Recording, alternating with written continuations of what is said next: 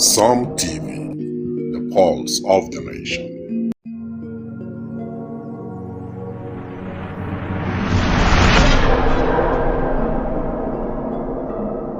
Some TV, the pulse of the nation.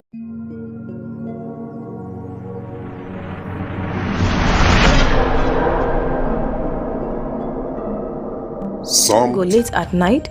Need a safe and reliable ride fast? Introducing Supercab, Jalingo's trusted ride-hailing service from anywhere in the city. We will pick you up right at your doorstep.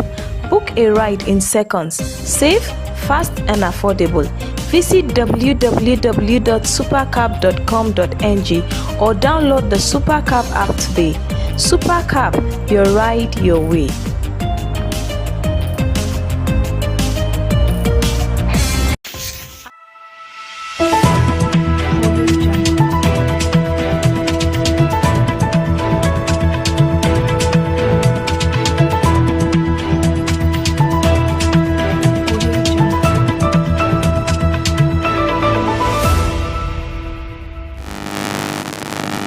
Good morning, viewers.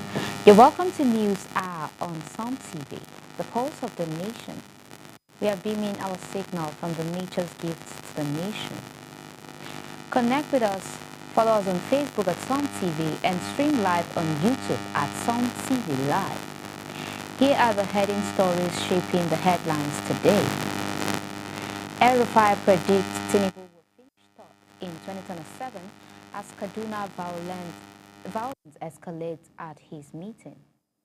APC dominates Rivers local government poll, while the factions bolster PDP in Jigawa and Cross River. Keyamo won against Jonathan Obi candidacy. PDP dismisses interference. I am Bridget James, and now the news in full. Former Kaduna State Governor Nasir El-Rufai has predicted that President Bola Tinubu may, at best, secure third place in the 2027 presidential election.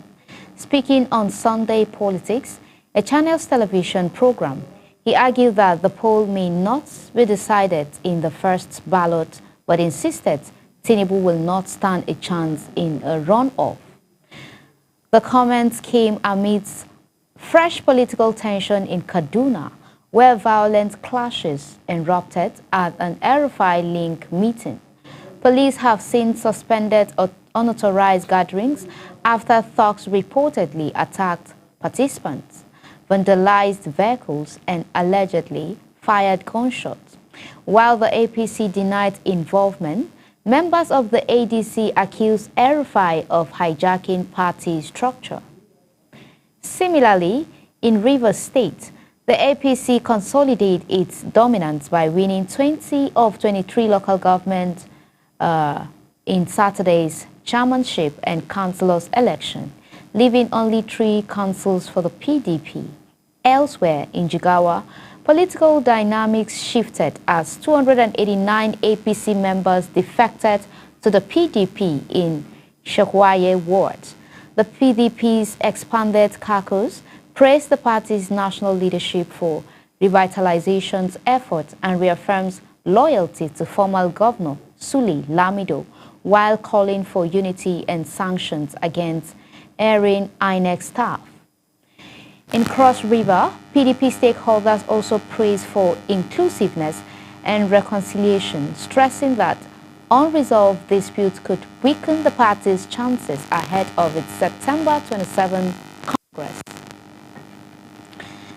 The debate over 2027 further deepens as Aviation Minister Festus Keyamo warned the PDP against filing former President Goodluck Jonathan or ex-Anambra Governor Peter Obi, claiming such choices will backfire.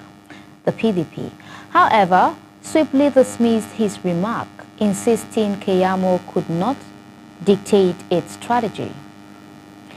In Zamfara State, tragedy struck when at least 15 people drowned and 3 went missing in Gumi local government area after villagers fleeing bandit attack attempted to cross a river in a single canoe. Equally disturbing, residents of Kasuang Garba, Mariga local government area, Niger State, lynched and set ablaze a food vendor, Amaye, over alleged blasphemy against Prophet Muhammad. Separately, Lagos witnessed chaos on Sunday when a diesel-laden tanker exploded in a multiple crash at Iyano Isolo, injuring 3 people and grounding traffic to a halt.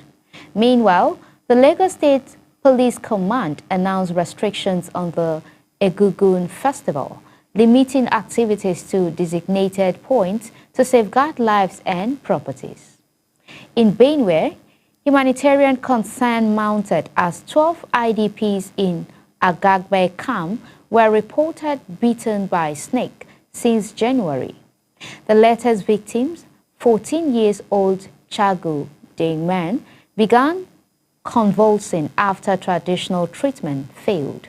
IDPs accused SEMA of neglect, but the agency insisted all registered victims qualify for emergency care at Benue State University Teaching Hospital. Nigeria mourned the passing of former Inspector General of Police Solomon Arez, who died at Cardiac Crest Hospital, Abuja, on Sunday. In a separate development, Dangote Group confirmed the death of Ruth Otabo, sister of Big Brother Niger winner Fina, following injuries sustained in a truck accident in Auchi. The company expressed grief in a statement issued via X. Labor disputes and reform also featured prominently in Ondo. Lecturers at Adekunle Ajasin University embarked on an indefinite strike over unpaid salary arrears.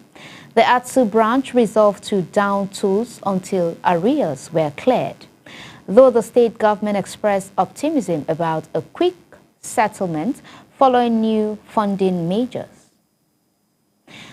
Nationally, debate over a fresh minimum wage divided labor unions after Imo and Ebonyi State raised pay to 104,000 naira and 90,000 naira respectively, while leaders in Yobe, Niger, Ogun, Ekiti, Lagos, and Anambra pressed for a nationwide review with figures up to 150,000 naira.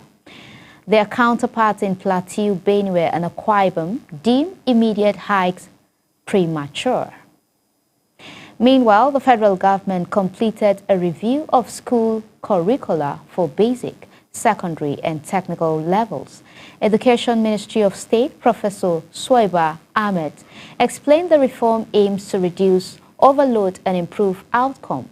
Rollout, which is beginning in September 2025, it will face subject count between 9 and 14, depending on level.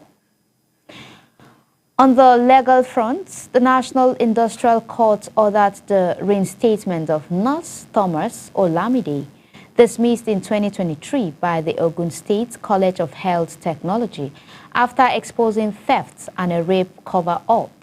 The court deemed her termination unlawful, awarded 5 million naira in damages, and held her whistleblowing as protected. At the local government level, Lagos Algon Chairman Abdullahi Olowa defended council constitutional authorities to rename or revoke street names. His remark followed uproar over Bariga LCDA's decision to rename Charlie Boy Bus Stop and Ilaju Roads, sparking criticism from residents and human rights lawyer Femi Falala. Meanwhile, the House of Representatives dismissed claim of a plot against Speaker Abbas Tajuddin over delayed constituency funding. Spokesman Akin Rotimi Jr. He clarified that reports of a looming showdown were misleading and based on informal remarks taken out of context. In education, the federal government has finalized a comprehensive review of curricula for basic, senior secondary, and technical education. The revision announced by Minister of State for Education, Professor Sueba Sahid Ahmed, involved key stakeholders including the Nigerian Educational Research and Developmental Council, UBEC, the National Senior Secondary Education Commission and NBTE. The new framework reduces content overload, improves learning outcome, and ensures practical skills acquisition. Primary 1 to 3 students will take 9 to 10 subjects. Primary 4 to 6 will take 10 to 12. Junior secondary will take 12 to 14 and senior secondary 8 to 9. Technical school 9 to 11. Implementation will be phased with strict monitoring to ensure smooth nationwide adoption. We are stepping into a brief commercial break. Stay with us. The most captivating stories are just moments away. Glad to have you still with us. Please don't go away.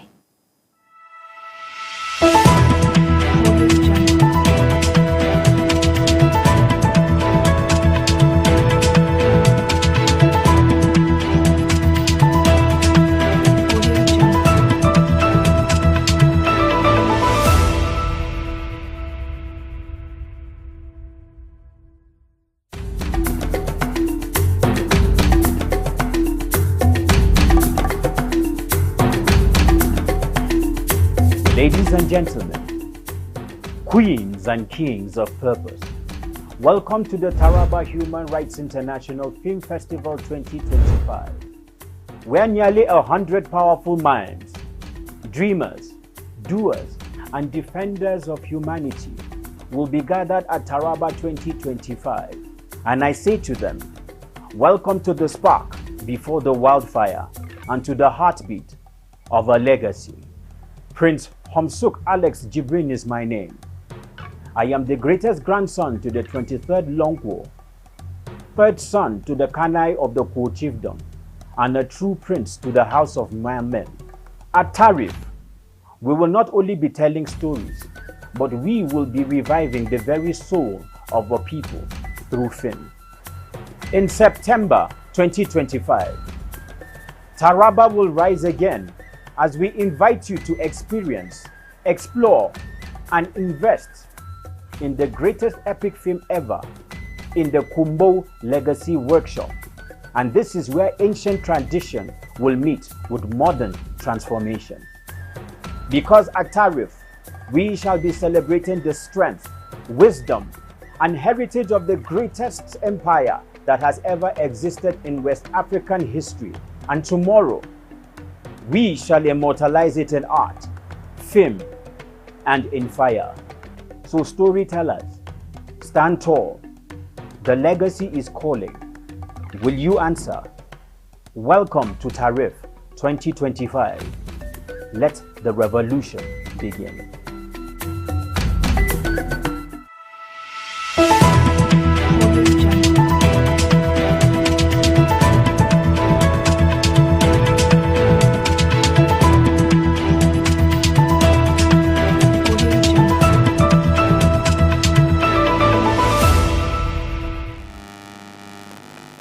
Welcome back. We're glad you're still here with us. In security operation, troops of the Joint Task Force Northeast Operation Hardin Kai neutralized 12 suspected Boko Haram ISWAP terrorists after operations in various locations of Mafa local government area, Borno State. Sources confirmed that assaulted arms and ammunition were recovered during the operation. Similarly, the Ondo State Police Command apprehended 100 individuals allegedly involved in criminal activities across the state. 18 local government areas. The arrests announced by Commissioner of Police Adebowale Lawal included suspects linked to murder, kidnapping, armed robbery, cultism, drug-related offenses, fraud, theft, vandalism, and illegal armed possession.